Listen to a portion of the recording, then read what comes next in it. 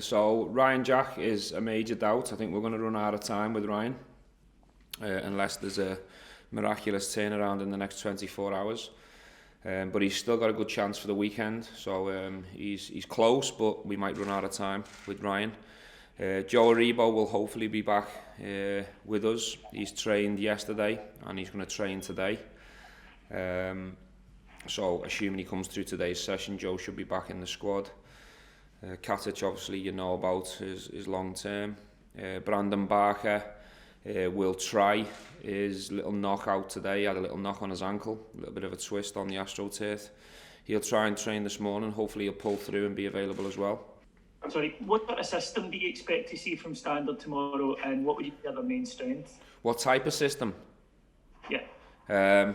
Well, look, I think the majority of the games we've covered, they've played a back five. So if I was pushed to make a decision, I expect them to play a back five again. Having said that, we have seen them play with a back four. We also know Bacardi, who plays in the middle of the back three, likes to step into midfield, and it almost becomes a four when he gets a bit adventurous. So we know a lot about this team and what they do in terms of systems and formations. You know, they play the back five against Anderlecht at the weekend, and on the odd occasion Bacardi steps in and becomes the extra midfielder alongside Simmerot. Simmerot's not in the travelling party, so it's a case of let's wait and see what team they decide in terms of the 11, in terms of personnel. But if I was a betting man, which I'm not, I assume they're going to go for a back five again. Morning, Stephen. Just to get your thoughts on the news that broke last night regarding Dave King and selling his shares to Club 1872. For you, what kind of legacy does a man like Dave King leave at Rangers now? And for the club, what does it mean for you and for the club that, you know, a fans group is now the biggest shareholder at Rangers? I don't think much changes for me in terms of the dynamics, how things work. Obviously, Dave stepped aside some time ago. My relationship with Dave is really strong, still in constant dialogue with Dave. Although what I would say is yesterday's news was new to me. I didn't have any idea that was going to break, so I haven't really had time to read up about it or educate myself, if you like, on what could happen in the short, medium and long term.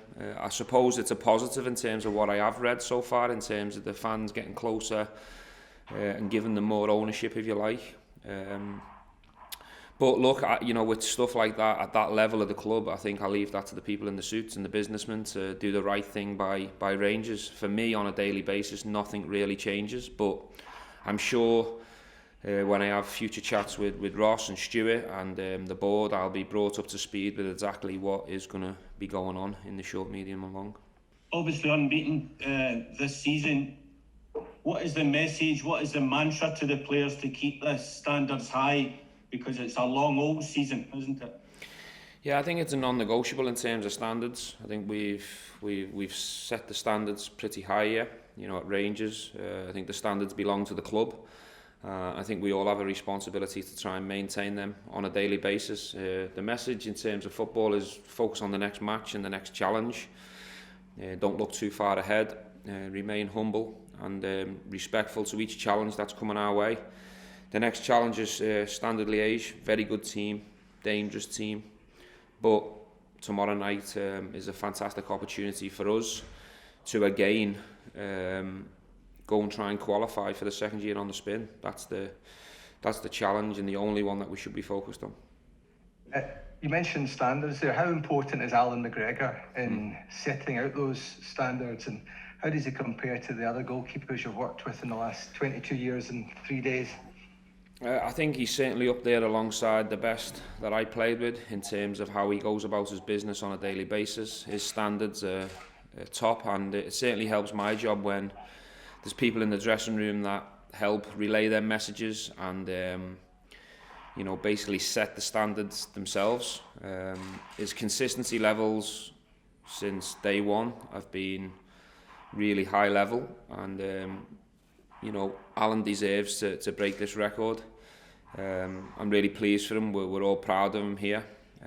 He's never ever let us down, so he's someone who we're extremely happy with. And I think to take the record off someone like Barry Ferguson, who's got an incredible legacy here at the club, I think it should be a proud day for both. I'm sure Alan will be very grateful to take the baton from Barry, but I'm sure Barry will be very proud as well because they played together and two fantastic servants for the club.